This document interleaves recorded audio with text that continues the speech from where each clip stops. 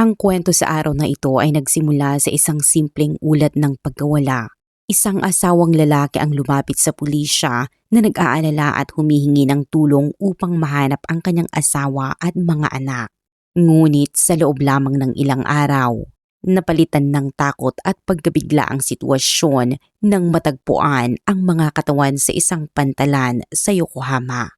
Habang nagpapatuloy ang investigasyon, lumitaw ang mga detaling hindi tugma at mga lihim na matagal nang nakatago sa loob ng kanilang tahanan. Unti-unting nabuo ang isang kwento ng pagtataksil, panlilinlang at isang krimeng mas malalim kaysa sa unang inaakala. Ano nga ba ang tunay na nangyari sa pamilyang ito? Upang mas maunawaan, bumalik tayo sa umpisa ng kwento. Noong Nobyembre 1994, nakatanggap ang himpilan ng pulisya sa Tsukuba, Ibaraki Prefecture, Japan ng isang nakakabahalang ulat tungkol sa mga nawawalang tao. Ang tumawag ay si Wao Nomoto at habang umiiyak ay nanginginig ang kanyang boses habang sinasabi na hindi niya mahanap ang kanyang asawa at mga anak. Pag-uwi raw niya sa bahay ay wala na ang mga ito. Kaya agad siyang humingi ng tulong upang mahanap sila at dahil sa desperadong panawagang ito ay agad ding nagsimula ng investigasyon ang pulisya. Kinabukasan, ika-3 ng Nobyembre, sunod-sunod namang tawag ang natanggap ng pulisya mula sa lugar ng Daikoku Port sa Yokohama, isang lungsod sa timog ng Tokyo. Ilang saksi na naglalakad at nagja-jogging sa promenade ng pantalan ang nakakita ng isang kahina-hinalang puting bagay na lumulutang sa tubig at marami sa kanila ang kinilabutan nang mapansin na tila may mga paa ng tao na nakausli mula sa isang bagay na kahawig ng plastik na bag. Agad na rumesponde ang Japanese Coast Guard at dumating sa lugar. Habang papalapit sila sa kainang bangka, napag-alaman nilang hindi ito karaniwang plastic na bag, kundi isang malaking matibay na sako na katulad ng ginagamit sa paglalagyan ng bigas na mahigpit na nakatali ng lubid at may nakakabit pang pabigat na dumbbell sa isang dulo na malinaw na layuning palubugin ito sa ilalim ng tubig. Gayunpaman, sa kabila ng bigat nito ay lumutang pa rin ang sako. At nang ito ay buksan ay tumambad sa mga investigador ang isang nakapanghihilakbot na tanawin. Ang katawan ng isang babae. Kalaunan ay nakilala ang biktima bilang si Eko Nomoto, 31 taong gulang at ang mismong asawa na iniulat ni Iwao na nawawala noong nakaraang araw. Ang dating tahimik na Daikoku Port na karaniwang dinadayo ng mga residente para sa paglalakad tuwing umaga at gabi ay biglang naging lugar ng isang malagim na krimen. Ngunit hindi pa dito nagtatapos ang lahat. Dahil iniulat din ni Iwao na nawawala ang kanyang mga anak, nagsagawa ang pulisya ng malawakang paghanap sa lugar sa tulong ng mga diver. Makalipas ang 4 na araw, noong ika-7 ng Nobyembre ay natagpuan ang katawan ni Ami, ang kanilang 3 taong gulang na anak na babae at makalipas pa ang ilang araw. Noong ika-12 ng Nobyembre ay natagpuan naman ang katawan ng kanilang 1 taong gulang na anak na lalaki na si Yusaku. Tulad ng kanilang ina, ang mga bata ay nakabalot din sa puting sako ng bigas. Mahigpit na nakatali ng lubid at nilagyan ng dumbbell upang hindi lumutang. Hindi na kinakailangan ng matagal na pag-iisip ng pulisya upang maghinuha na iisang tao ang may kagagawan nito. Ang sino mang pumatay sa ina ay siya ring pumatay sa mga bata, lalo na't kapansin-pansin na magkakatulad ang paraan ng pagkakatali ng lubid sa 3 katawan. Lumitaw ang tanong kung sino ang may kakayahang gumawa ng ganitong kalupitan, ang pumatay sa isang babae at sa kanyang mga anak at sinigurong hindi sila kailanman aahon sa tubig. Isinailalim sa autopsy ang 3 biktima at may mahalagang natuklasan ang mga investigador. Wala ni isa sa kanila ang may suot na sapatos at kapansin-pansing malinis ang kanilang mga paa na nagpapahiwatig na pinatay sila sa loob ng isang lugar at agad na inilagay sa mga sako bago itapon sa dagat. Bukod dito, si Aiko ay nakasuot lamang ng komportabling damit pambahay, walang medyas o stockings at walang anumang alahas tulad ng hikaw o kwintas. Kaya pinaniniwalaan ng pulisya na naganap ang krimen sa loob mismo ng kanilang tahanan. Nang marinig ang balita, agad na nagtungo si Iwao sa himpilan ng pulisya, umiiyak at tila lubos na nawasak sa pagkawala ng kanyang buong pamilya. Isang reaksyong maituturing na normal para sa isang taong nawalan ng lahat sa isang iglap. Ngunit habang ikinukwento niya ang huling pagkakataon na nakita niya ang kanyang asawa at mga anak, napansin ng isang investigador ang kanyang pulso kung saan may mga sariwang gasgas at sugat na agad nagdulot ng unang hinala sa kaso.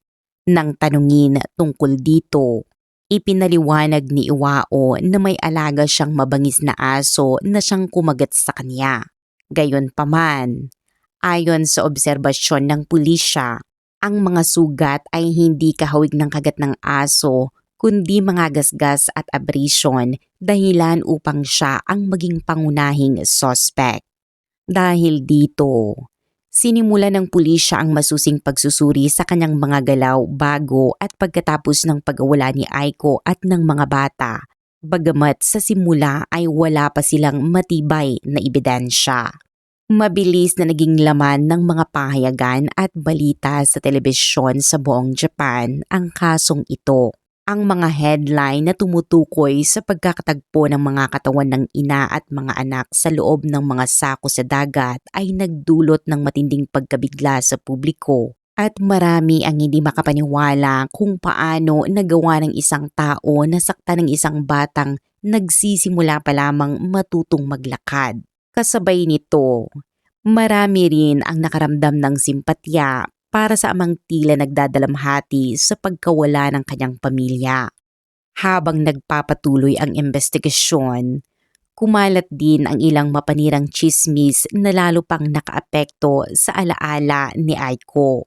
May mga nagsabing nagtatrabaho umano siya sa mga nightclub, namumuhay ng lampas sa kanyang kakayahan at posibleng napatay dahil sa utang sa mga kriminal o sa utang. Mga haka-hakang walang matibay na basihan, ngunit nagdulot ng karagdagang pinsala sa reputasyon ng isang taong wala ng kakayahang ipagtanggol ang sarili.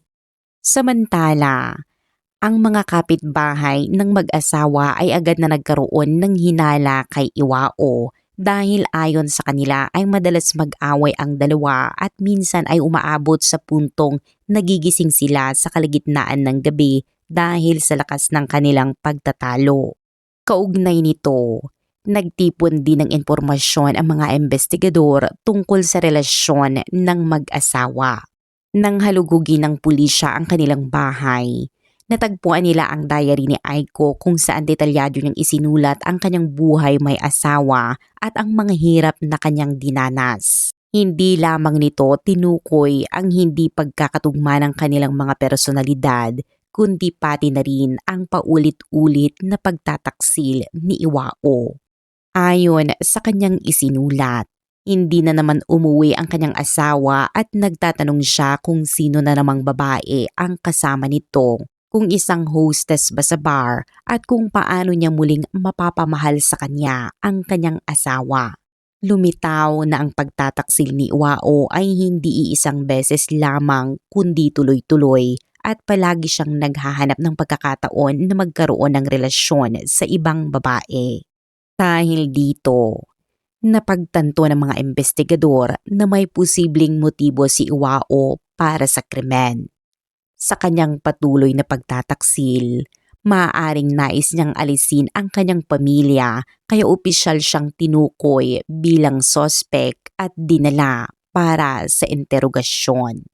Si Iwao Nomoto ay ipinanganak noong 1965 sa Iwata Village, Ibaraki Prefecture bilang ikalawang anak ng isang pamilyang magsasaka.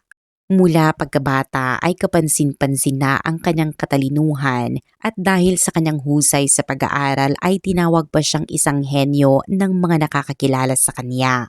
Matapos manguna sa kanyang klase sa elementarya at middle school, nakapasok siya sa isang prestihiyosong high school at kalaunan ay natanggap sa Tsukuba Medical School kung saan pangarap niyang maging doktor. Noong 1990, nagsimula siya bilang intern sa ospital ng universidad kung saan siya nagtapos at sa puntong ito ay tila isa siyang normal na tao.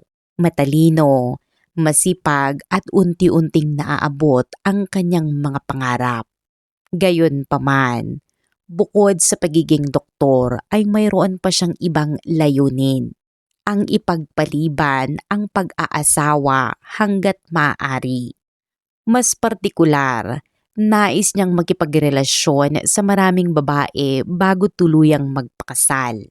Nagtakda pa siya ng sariling target na mag-enjoy sa buhay hanggang sa edad na 33, makipag-date, magkaroon ng mga lihim na relasyon, pumunta sa mga hostess bar at magpakasaya ng walang limitasyon bago tuluyang magsettle. Habang nag-aaral sa universidad, mayroon siyang kasintahang nagtatrabaho sa opisina at magkasama silang naninirahan. Dahil wala pa siyang kita bilang estudyante, ang kanyang kasintahan ang sumusuporta sa kanya sa pananalapi, ngunit sa kabila nito ay nagsimula pa rin siyang magtaksil dito. Sa edad na 25, habang nagsisimula bilang intern sa ospital, sumali siya sa isang tennis club para sa mga empleyado ng ospital at doon niya nakilala si Aiko, ang babaeng magiging asawa niya kalaunan. Si Aiko ay 2 taon na mas matanda sa kanya, 27 taong gulang at nagtatrabaho bilang part-time sa payment counter ng ospital. Isa rin siyang single mother na mag-isang nag-aalaga sa 2 anak mula sa kanyang nakaraang pag-aasawa. Agad na naakit si Iwao kay Aiko, ngunit hindi ito tunay na pagmamahal at kahit nakatira pa siya kasama ang kanyang kasintahan ay patuloy niyang niligawan si Aiko hanggang sa unti-unti itong mahulog sa kanya nang hindi nalalaman ang tunay niyang ugali. Si Aiko ay pinanganak noong 1963 at matapos ang high school ay nag-aral siya sa vocational school habang nagtatrabaho bilang part-time sa isang soba restaurant kung saan niya nakilala at kalaunan ay pinakasalan ang anak ng may-ari. Nagkaroon sila ng 2 anak at nagtayo ng sarili nilang soba restaurant sa Shibuya, ngunit nang hindi magtagumpay ang negosyo ay unti-unting nasira ang kanilang pagsasama hanggang tuluyang maghiwalay matapos ang 6 na taon. Upang suportahan ang kanyang mga anak, nagtrabaho si Aiko bilang part-time sa Tsukuba University Hospital sa umaga at bilang hostess sa gabi at dito niya nakilala si Iwao. Makalipas lamang ang 2 buwan ng relasyon, nagsama na sila sa iisang bahay, ngunit lingid sa kaalaman ni Aiko, sabay na pinanatili ni Iwao ang ibang relasyon at namumuhay sa 2 magkaibang buhay. Nang ibalita ni Aiko na siya ay buntis, iginiit ni Iwao na may plano pa noon na mag-enjoy hanggang edad 33 na ipapalaglag ang bata at paulit-ulit niya itong pinilit hanggang sa pumayag si Aiko na naging mabigat na karanasan para sa kanya. Ilang sandali matapos nito, bigla namang sinabi ni Iwao na nais niyang makipaghiwalay dahilan upang subukan pa rin ni Aiko na iligtas ang relasyon kahit malinaw na mas makakabuti sana ang paghihiwalay. Sa panahong ito, patuloy na pinagsasabay ni Iwao ang 2 relasyon, isang gabi sa isang babae at kasunod ay sa iba pa, hanggang sa tuluyang mabunyag ang kanyang panlilinlang nang malaman ng kanyang kasintahan sa opisina ang katotohanan. Dahil dito, nagbigay ito ng ultimatum kung sino ang pipiliin niya, kaya matapos ang pag-iisip ay pinili ni Iwao na makipaghiwalay kay Aiko bagamat pansamantala lamang ang katahimikan sa pagitan nila. Pagsapit ng 1991, muling nabuntis si Aiko at sa pagkakataong ito ay matatag siyang tumanggi na ipalaglag ang bata at iginiit na magpakasal sila upang palakihin ito ng magkasama. Napilitan si Iwao na pumayag sa isang kompromiso na pananatilihin ang bata ngunit hindi irerehistro ang kasal habang patuloy pa rin niyang tinatangkang panatilihin ang dalawang relasyon sa pamamagitan ng pagsisinungaling sa kanyang kasintahan na makikipaghiwalay din siya kay Aiko. Makalipas ang ilang buwan, isinilang ang kanilang unang anak na si Ami at bagamat naging magulang na sila, ipinagpatuloy pa rin ni Iwao ang kanyang malayang pamumuhay at pagkikipagkita sa ibang babae. Samantala, buong tiyagang inilagaan ni Aiko si Iwao, ginagawa ang lahat upang maging mabuting asawa at ina. Hanggang sa kalaunan ay pumayag si Iwao na irehistro ang kanilang kasal noong Nobyembre 1991. Gayunpaman, agad siyang naitalaga sa trabaho sa Hitachi Ibaraki dahilan upang tumira siya sa dormitoryo at hindi makauwi araw-araw. Doon, mabilis siyang nabagot at muling nagkaroon ng relasyon sa isang nurse na tinawag na Yumi na tila bumuo ng sariling buhay kasama niya sa dormitoryo. Isang araw, hindi inaasahang bumisita si Aiko kasama ang kanilang anak at natuklasan ang presensya ni Yumi at ang mga gamit nito na malinaw na senyales ng pagsasama nila. Kahit pa itinanggi ito ni Iwao at sinabing walang seryosong relasyon. Lumabas na may iba pa siyang karelasyon kabilang ang ibang nurse at ibang bar employee na umabot sa 3 babae bukod kay Aiko. Sa kabila ng pagkakatuklas, hindi pa rin tinapos ni Iwao ang relasyon kay Yumi at nagpatuloy pa ito ng 9 na buwan habang muling nabuntis si Aiko sa kanilang ikalawang anak. Inaasahan niyang magbabago si Iwao ngunit habang siya ay nagbubuntis at kalaunan ay naospital ng 3 buwan, si Iwao naman ay muling bumalik sa kanyang mga nakasanayang gawain. Matapos ipanganak si Yusaku at makalabas ng ospital, agad na bumalik si Iwao sa pagkikipagrelasyon sa iba. Sa pagkakataong ito, nakilala niya si Haru, isang nurse na may asawa at mga anak, ngunit hindi ito naging hadlang upang magsimula sila ng relasyon. Sa katunayan, gumastos pa siya ng malaking halaga mula sa kanyang matas na kita upang bilhan ito ng mamahaling regalo. Dahil sa lumalalang tsismis sa ospital, napilitang humarap sila sa administrasyon at binigyan ng babala dahilan upang subukang tapusin ni Haru ang relasyon, ngunit hindi ito tinanggap ni Iwao at patuloy siyang naghabol at tumawag sa kanya habang si Haru naman ay mariing tumanggi at tuluyang lumayo. Kalaunan, natuklasan din ni Aiko ang relasyon at dito tuluyang gumuho ang kanilang pagsasama hindi lamang dahil sa pagtataksil, kundi pati na rin sa lumalalang problema sa pera dahil sa kabila ng malaking kita ni Iwao ay nauubos ito sa luho, relasyon at isang apartment sa Osaka na hindi rin nila maibenta. Dahil dito, nagpasya si Aiko na maghain ng divorce ngunit sa halip na tumanggi gaya ng dati, pumayag si Iwao at sinabing mas mahal niya si Haru. Labis itong ikinagulat ni Aiko na kalaunay nakiusap at umatras sa desisyon. Kaya sa halip ay naglatag na lamang siya ng mahigpit na mga kondisyon upang manatili ang kanilang pamilya kahit formal na wasak. Sa huli, pumayag si Iwao at pinirmahan ang kasunduan na sa kanyang pananaw ay isa lamang piraso ng papel. Ngunit sa realidad ay nagbukas ito ng mas malayang paraan upang ipagpatuloy niya ang kanyang pagkikipagrelasyon sa iba na kalaunay hahantong sa mas madilim na mga pangyayari. Sa paglipas ng panahon, lalong bumigat ang kalagayan ni Aiko na madalas siyang malungkot, madaling magalit at madalas makipagtalo kay Iwao. Ayaw na rin niyang matulog sa iisang kama o magluto para rito at umabot sa puntong hindi na niya magampanan ang mga gawaing bahay at maging ang pag-aalaga sa mga bata ay nahihirapan na rin siya. Pagkalipas ng halos 2 buwan mula nang magsimula ang relasyon ni Iwao kay Sakura, muli na naman itong hindi umuwi at nagsinungaling na may biyahe ito sa trabaho. Nang alamin ni Aiko sa ospital, nalaman niyang walang ganoong biyahe at kasama pala nito si Sakura kaya naghintay siya sa bahay upang harapin ito. Nang umuwi si Iwao ng gabing iyon, nagkunwari pa rin siyang normal at masayang ama na may dala pang pasalubong na manju buns. Ngunit lalo lamang itong ikinagalit ni Aiko dahil para sa kanya ay malinaw ang pagkakaiba ng trato nito na mamahaling regalo para kay Sakura ngunit simpleng pagkain lamang para sa kanya.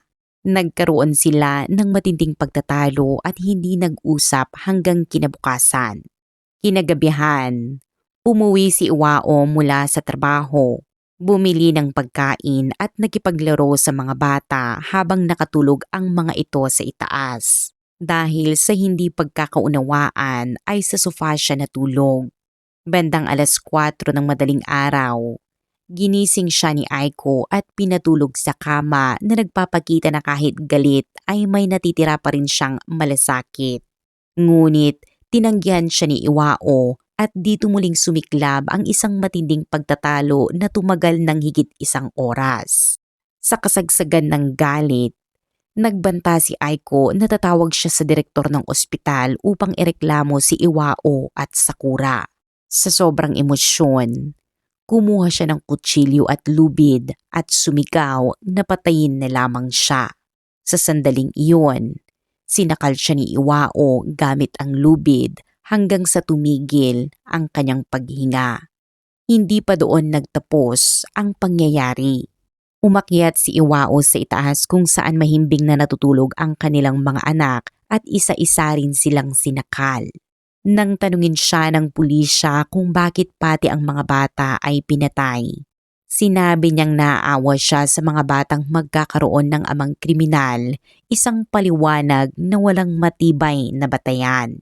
Sa katotohanan, ipinakita ng kanyang mga kilos na ang mga bata ay naging hadlang sa kanyang pamumuhay at mga relasyon. Nangyari ito noong umaga ng Sabado, 29 ng Oktubre. At matapos ang insidente ay nagtungo pa siya sa trabaho dahil siya ay naka-duty na parang walang nangyari. Kinabukasan ng gabi, nagpasya siyang itapon ang mga katawan sa dagat. Inilagay niya ang mga ito sa trunk ng kanyang sasakyan at nagmaneho patungong Yokohama. At sa daan ay huminto pa sa Kabukicho kung saan nanood siya ng palabas at bumisita sa isang establishmento para sa aliwan. Matapos nito ay madaling araw na nang magtungo siya sa Daikoku Port at isa-isang itinapon ang mga katawan sa dagat. Kinabukasan, nag-book pa siya ng biyahe papuntang Hokkaido kasama si Sakura at nagkunwaring wala siyang alam ng tawagan ng kanyang biyanan bago tuluyang iulat sa pulisya ang pagkawala ng kanyang pamilya. Sa kalaunan, nang matagpuan ang mga katawan at masuri ang galaw ng kanyang sasakyan sa pamamagitan ng sistema sa kalsada, napatunayang dumaan ito sa lugar ng pinagtapunan. Sa kabila ng kanyang pagtanggi, kalaunan ay umamin din siya matapos ipakita ang matibay na ebidensya. Noong 1996, nagsimula ang paglilitis kung saan iginiit ni Iwao at ng kanyang abogado na ito ay isang krimeng nagawa dahil sa bugso ng damdamin. Ngunit sa masusing pagsusuri ng kaso ay may mga detaling hindi tugma sa ganitong paliwanag, kabilang ang natuklasan sa autopsy ng mga bata na may mga hindi pa natutunaw na chocolate sa kanilang tiyan na nagpapahiwatig na pinatay sila kaagad matapos kumain. Ngunit iginiit ni Iwao na pinatay niya si Aiko bandang 5:00 ng umaga at agad na umakyat upang patayin ang mga bata. Kung ganoon, Bakit pa niya gigisingin ang mga ito matapos ang 4:00 ng madaling araw para kainin ang chocolate? May hindi tugma sa kanyang salaysay at lalo itong naging kahina-hinala nang may isang kakilala ni Aiko ang tumistigo na bumisita siya sa kanilang bahay noong gabi bago ang krimen, bandang 7:30. Ayon sa saksi, sa oras na iyon ay kumakain pa ng chocolate ang mga bata at habang siya ay paalis ay nagkataon pang nakasalubong niya si Iwao na kakauwi lamang at nagpalitan pa sila ng maikling bati. Dahil dito, batay sa testimonya at resulta ng autopsy, pinaniniwala ang naganap ang krimen ilang sandali lamang matapos umuwi si Iwao na tinatayang 30 hanggang 40 minutes pagkatapos niyang dumating at hindi sa madaling araw tulad ng kanyang pahayag. Dito nagsimulang magtanong ang mga investigador kung posible bang sa loob lamang ng maikling oras ay bigla siyang nagpasya na gawin ang krimen o mas malamang na ito ay pinagplanuhan na bago pa siya umuwi marahil ilang araw pa ang nakalipas. Lumalabas na maaaring nais niyang makipaghiwalay ngunit ayaw niyang magbayad ng kabayaran at suporta sa mga bata kaya naghahanap siya ng ibang paraan. Isa pang kahina-hinalang detalye ay ang posibilidad na may kasabwat siya. Nang matagpuan ang mga katawan, lahat ay nakabalot sa sako at nakatali ng lubid, ngunit hindi pare-pareho ang pagkakatali. Ang dalawa ay karaniwang nakabuhol lamang habang ang isa ay gumagamit ng tinatawag na tuara knot, isang paraan ng pagtatali na tradisyonal na ginagamit ng mga magsasaka sa Japan para sa mga sako ng bigas. Sa simula, inakala ng mga investigador na maaaring natutunan ito ni Iwao noong kabataan niya sa probinsya. Ngunit nang ipagawa sa kanya ang parehong buhol sa isang reenactment ng krimen ay hindi niya ito nagawa at ibang uri ng buhol ang kanyang natali. Lumitaw din na si Iwao ay lumaki bilang isang taong nakatuon lamang sa pag-aaral at hindi kailanman tumulong sa gawaing bukid kaya wala siyang kaalaman sa ganitong uri ng buhol. Dahil dito, sinuri ng mga investigador kung sino ang maaaring marunong ng ganitong teknik at napag-alaman nilang karamihan sa mga may alam nito ay mga matatandang magsasaka habang ang mga mas nakababatang tulad ni Iwao ay karaniwang hindi pamilyar dito. Gayunpaman, nananatiling walang konkretong ebidensya na magpapatunay na may kasabwat siya. Isa pang mahalagang punto ay kung bakit pinili ni Iwao na itapon ang katawan sa dagat. Sa proseso ng pagkabulok, nagkaroon ng gas sa loob ng katawan kaya ito ay maaaring lumutang kahit may nakakabit na pabigat. Bilang isang doktor na nag-aral ng forensic medicine, alam niya ang detaling ito kaya naging palaisipan kung bakit doon niya itinapon ang mga katawan, maliban na lamang kung may ibang taong gumawa nito. Sa kabila ng mga tanong na ito, walang opisyal na napatunayang kasabwat sa paglilitis. Hiniling ng prosekusyon ang parusang kamatayan. Iginiit na ito ay isang planadong krimen at ang pagpatay sa mga bata ay nagpapakita ng kawalan ng pagkilala sa halaga ng buhay. Samantala, patuloy namang ipinaglaban ng depensa na ito ay isang krimeng nagawa sa bugso ng damdamin. Isang mahalagang punto dahil dito nakasalalay kung kamatayan o habang buhay na pagkakakulong ang magiging hatol.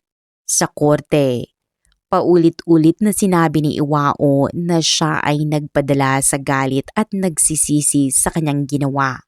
Sa kabila nito, lumabas na maganda ang kanyang reputasyon sa lipunan at mahigit 3,000 petisyon ang naisumite upang suportahan siya.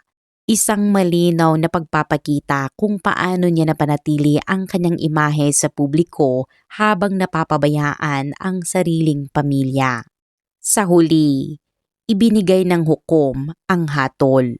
Binanggit na si Iwao ay paulit-ulit na nagtaksil ng walang pagsasaalang-alang sa moralidad at bilang isang doktor na may kaalaman sa halaga ng buhay ay siya pa ang kumitil nito. Bagamat kinilala ang matinding pinsala at sakit na dinanas ng pamilya ng mga biktima, isinaalang-alang din ng hukuman na siya ay umamin at nagpakita ng pagsisisi at hindi nakita bilang isang patuloy na banta sa lipunan. Dahil dito, hinatulan siya ng habang buhay na pagkakakulong. Gayunpaman, hindi siya nakontento at agad na umapila sa mas mataas na hukuman at sa kabila ng kanyang sitwasyon ay patuloy niyang hinamon ang desisyon. Umabot ang kaso sa Tokyo High Court, ngunit sa huli ay pinagtibay ang hatol na habang buhay na pagkakakulong. Bagamat itinuring ng hukuman na ito ay isang krimeng nagawa sa bugso ng damdamin, maraming detalye ang patuloy na nagpapahiwatig na maaaring ito ay pinagplanuhan.